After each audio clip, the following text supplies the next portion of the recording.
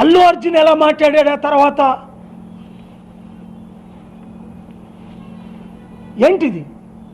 అదే నేనే అల్లు అర్జున్ అయితే, రేవతి చనిపోయిన అమ్మాయి 1,00,000 కోట్లు ఇచ్చినా తిరిగి నేను ఆ జీవితాన్ని తీసుకురాలేను.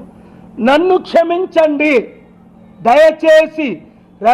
రేవతి తండ్రి, రేవతి భర్త, రేవతి బంధువులు నన్ను క్షమించండి అని మొట్టమొదట మాట్లాడాలి. నేనే అల్లు అర్జున్ అయితే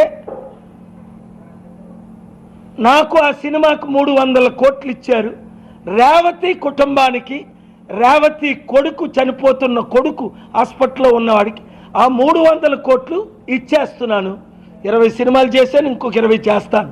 3 మిగిలిన డబ్బంతా పేదలకి పంచేస్తాను, గ్రామాభివృద్ధి చేస్తాను అనాల.